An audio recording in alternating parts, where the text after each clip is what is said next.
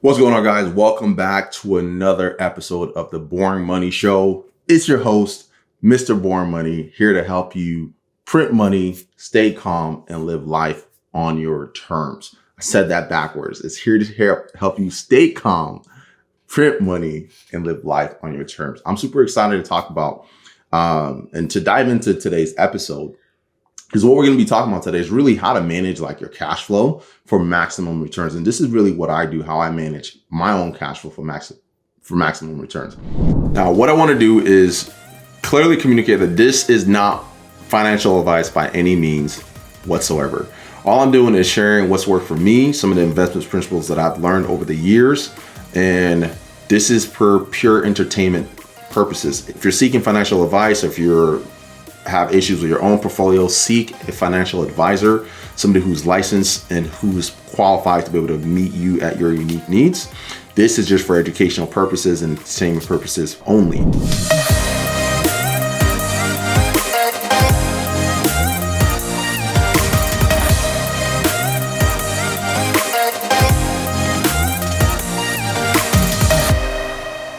So whether or not you are a W-2 employee, a contractor, a freelancer, or an entrepreneur running a successful business, right? How you manage your cash flow is really, really important.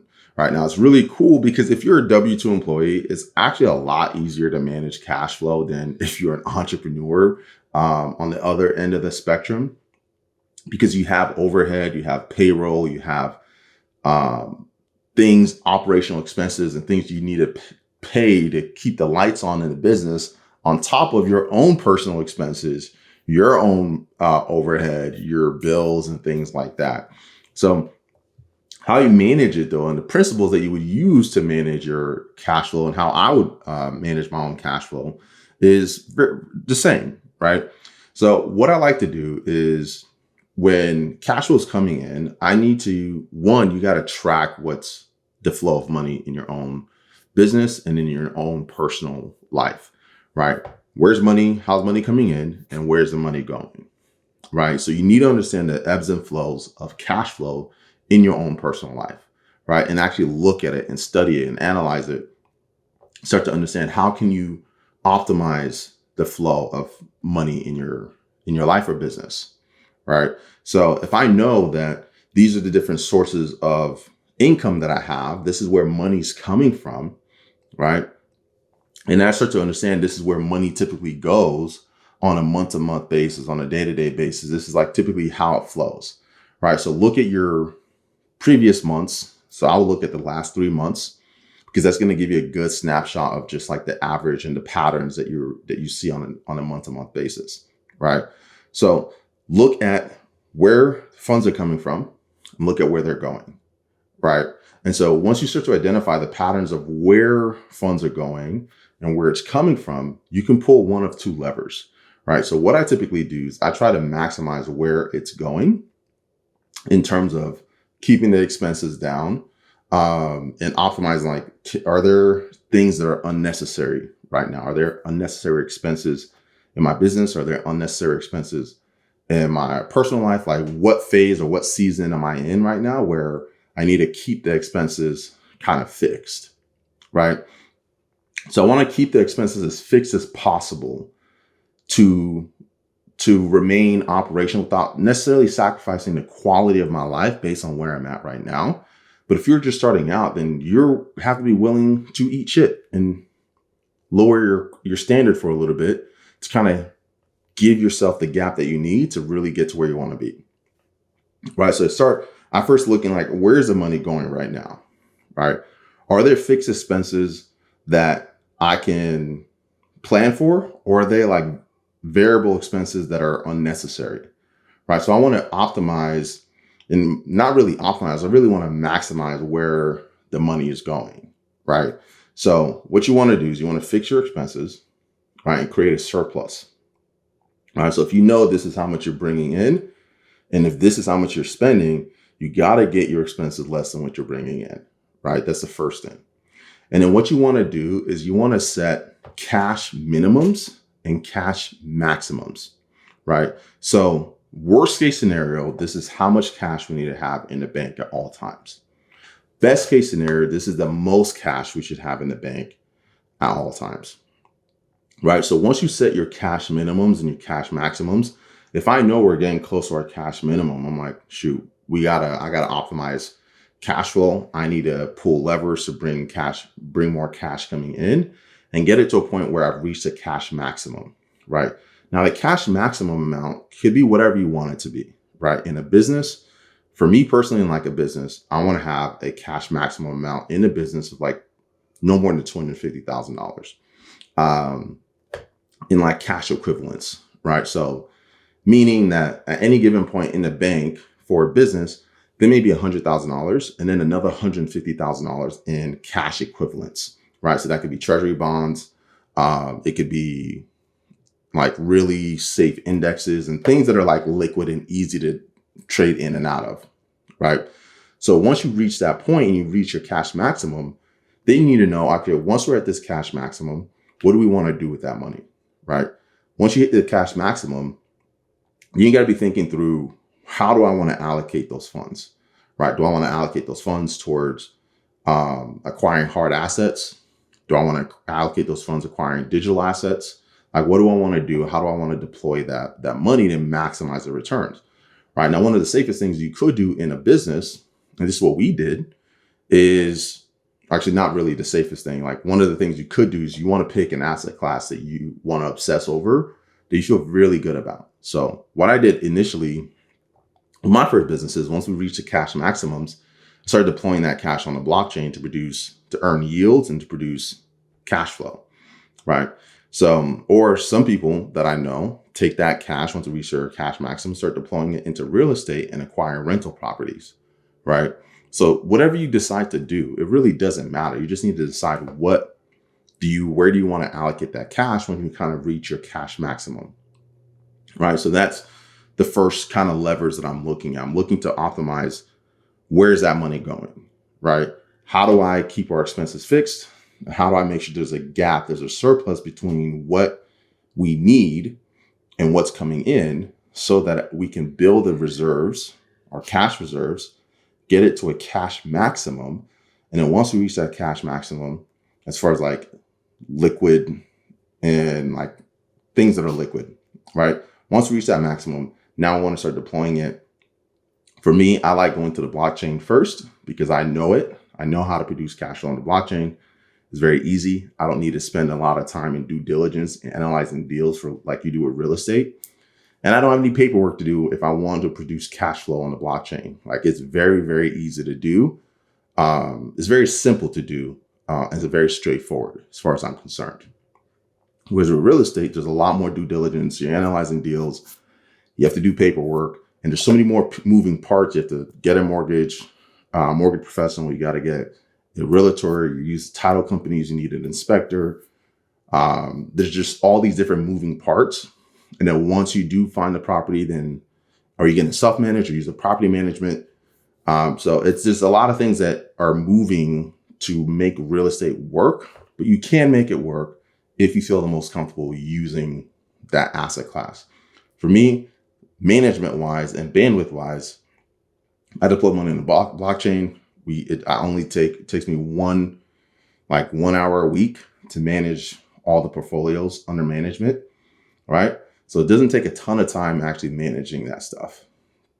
So once you reach your cash maximum, we start deploying it, right? That's if you are just focusing on optimizing where that cash is going, right? Where that money is going, right? Once you just really optimize that and you maximize how you're allocating capital and where it's going, now you can look, okay, I've set the goal to have this much as my cash maximum, this much as my cash minimum, right? Once we reach the cash maximum, this is the asset class we're going to be looking to acquire more of, and we're going to be looking to build and use as our next way to produce passive income, right? Or semi-passive income. What's going on? I wanted to take this time to quickly interrupt this video or this podcast.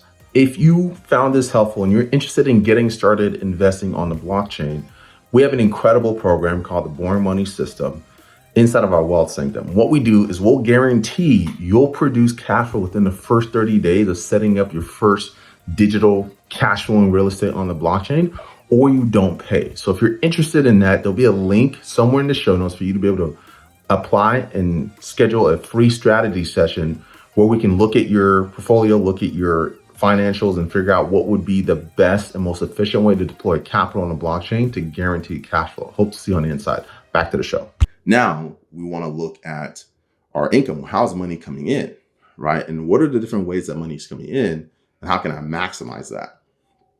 All right. So for me, when I actually looked at like how's money coming in, to my surprise, there's like, I think there's like 18 different ways that cash comes in, right? Which was like really surprising when I was looking at it. I was like, oh, like we have this kind of like affiliate revenue, and then this thing that I got like forever ago is still paying me. And then there's just different ways that cash is coming in. It's like, all right, well, if you want to increase your income or increase your cash flow, for me, there's several different levers I can pull, right? Do I pull this lever to maximize this source of income, or do I pull this lever to maximize this source of income, whatever it is?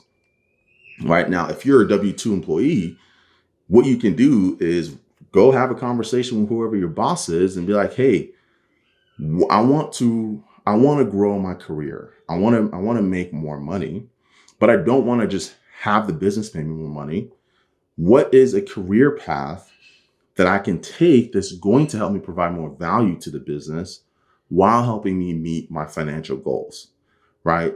I hate when people go and demand a raise or whatever it is. It's like, if you go and have a conversation with your boss and you ask them like, hey, I want to work together. I want to be here long term.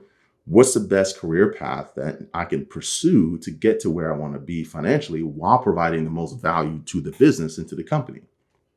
Completely different conversation, right?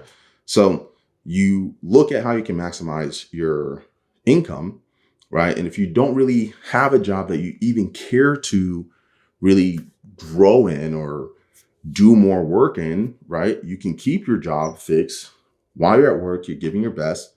And then after work, you're working on your side hustle, right? So you're looking at different side hustles and things like that.